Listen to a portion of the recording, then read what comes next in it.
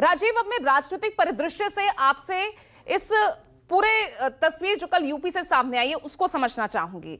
पहले ये चुनाव 13 को होता है, उपचुनाव उसको तारीख बदलकर 20 कर दी जाती है। वोटिंग से ठीक एक दिन पहले समाजवादी पार्टी की तरफ से खासतौर से चिट्ठी चुनाव आयोग को लिखी जाती है कि बुर्का ना हटाकर इस तरह से चेकिंग ना की जाए आईडी कार्ड को लेकर। वो पूरी एक लंबी चिट्ठी समाजवादी पार्टी की तरफ से लिखी जाती है और ये 3 सीटें मीरापुर, कुंदरकी, सीसम, उसको लेकर हम लगातार चर्चा भी कर रहे हैं। यहाँ कांटे की टक्कर भी है, विशेष वर्ग को लेकर भी।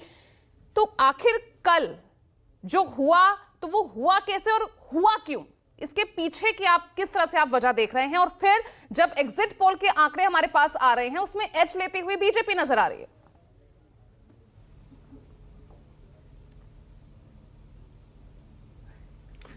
देखिए पूजा, सबसे पहले तो अपने सहयोगी पवन मिश्रा की तारीफ करना मैं चाहूंगा। अगर उन्होंने उस दिलेरी के साथ या जो वहां की तस्वीरें थी, वो वीडियो और न्यूज 24 ने अगर उस चीज को सामने नहीं लाया होता तो शायद जमीन पर क्या हो रहा है ये लोगों को पता भी नहीं चलता। पहली बात तो ये है।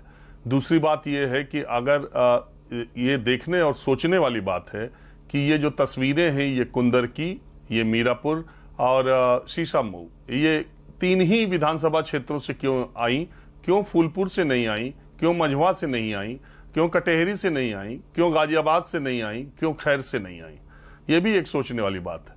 तो तीसरी बात यह है कि इस चुनाव से यह साबित हो गया कि उत्तर प्रदेश की सरकार जो कानून व्यवस्था के लिए सबसे ज्यादा अपनी पीठ थपथपाती है, उस कानून व्यवस्था में किस तरीके का कानून का पालन हुआ है। वो दरोगा का वो पिस्तौल तानना उन महिलाओं के ऊपर, वो तस्वीर खुद ही बयां करती है। अब सवाल ये उठता है कि इसमें सब इंस्पेक्टर लेवल के लोग और 7 लोगों को चुनाव आयोग ने सस्पेंड किया।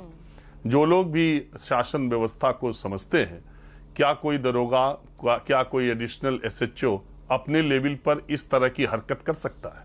क्या किसी कप्तान, डीआईजी, आईजी, डीजी, ये तो ऊपर से जैसा निर्देश मिलता है वैसा काम करते हैं। तो इसकी जिम्मेदारी क्या एक दरोगा पर फिक्स करके खत्म कर देनी चाहिए? क्या लोकतंत्र में ऐसी तस्वीरें अगर पश्चिम बंगाल से आती और केरला से आती तो लोग इसके अभ्यस्त हैं, लेकिन ये ऐसी तस्वीर देश में सबसे ज्यादा कानून व्यवस्था की पीठ थपथपाने वाली शासित राज्य से आई, तो ये बड़ा हैरत करने वाली बात है। दूसरी बात, योगी आदित्यनाथ की सरकार की सेहत पर इन 9 विधानसभा उपचुनाव के नतीजों से कोई फर्क नहीं पड़ता, चाहे वो एक भी सीटें जीतें या सारी सीटें जीत जाएं।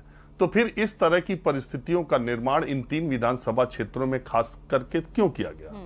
बटेंगे तो कटेंगे का नारा दिया गया और जिस दिन चुनाव थी तो इस तरह की तस्वीरें क्यों आई, ये अपने आप में एक बड़ा सवाल है। अब सवाल उठता है कि इन 3 विधानसभा क्षेत्रों में चूंकि जो माइनॉरिटी की आबादी है वो कुंदरकी में 50% से भी ज्यादा है, 1 लाख से ज्यादा वोट मीरापुर में है और करीब करीब डोमिनेंस उनका शीशामऊ में भी है।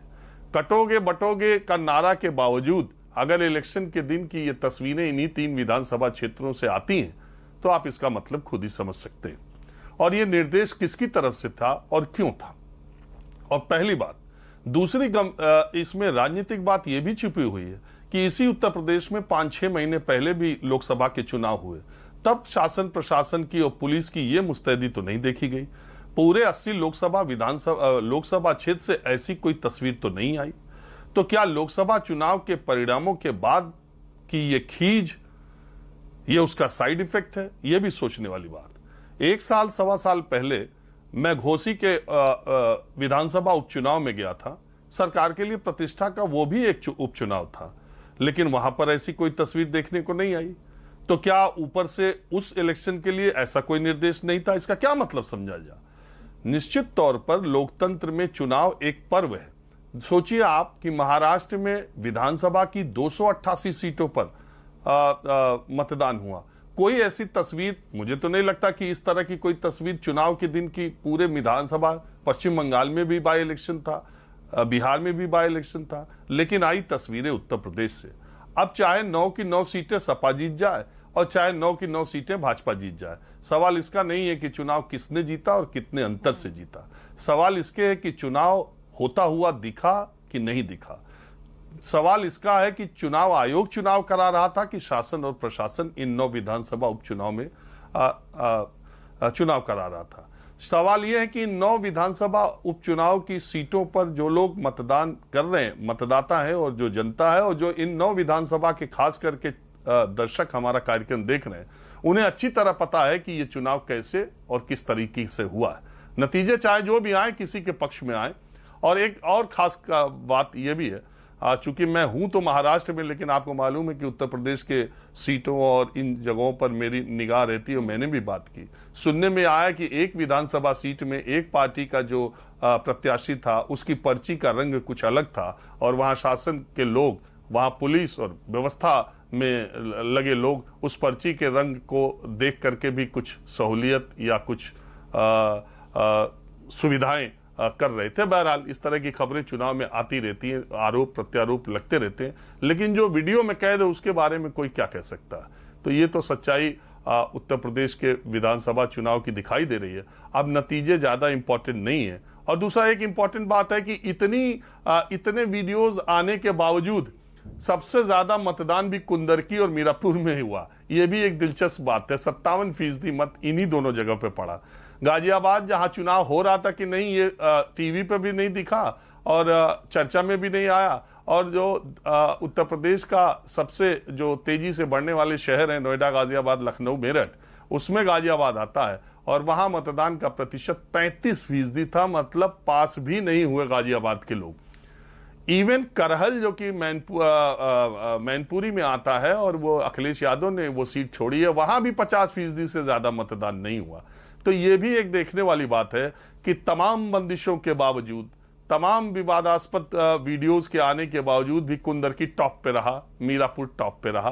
तो ये मतदान का प्रतिशत क्या होगा क्या नहीं, ये नतीजे 23 तारीख को आएंगे। वैसे मैंने आपको पहले भी बताया था कि 2-3 सीटों पर एज भारतीय जनता पार्टी को है, 2-3 सीटों पर समाजवादी पार्टी को चुनाव से पहले दिख रही थी। अब तो सवाल यह है कि चुनाव प्रचार होने तक कुछ और दिखता है, चुनाव के दिन कुछ और होता है और नतीजा कुछ और आता है। इसी आप देख ही रही हैं कि देश का कोई भी जो एग्जिट पोल है, इस बार का एग्जिट पोल कैसा आया। लोकसभा के चुनाव में हाथ जलने के बाद हरियाणा में तो एग्जिट पोल का पूरा ही हाथ जल गया। उसके बाद जो महाराष्ट्र और झारखंड के एग्जिट पोल आए हैं, न इस पर कोई जनता को भरोसा है, और मुझे लग रहा है जिन लोगों ने एग्जिट पोल किया उनको भी कोई भरोसा नहीं है। तो इंतजार 23 तारीख का किया जाना चाहिए। लेकिन लोकतंत्र को संसार करने वाली, देश की सबसे अच्छी कानून व्यवस्था का ढिढोरा पीटने वाली सरकार के ही से आई है, ये बड़ा दुर्भाग्यपूर्ण है। जीत हार लोकतंत्र में होती रहती है। अंत में मेरी एक लाइन में जो हमेशा कहता हूं कि सत्ता का चरित्र एक है, चेहरे बदल जाते हैं। अब आपको जो चेहरा पसंद हो। तो गोपाल अग्रवाल जी, जहां अंत यहां पर अपनी बात का राजीव रंजन ने यूपी को लेकर किया है, वहीं से सवाल की मैं आपसे शुरुआत कर रही हूं।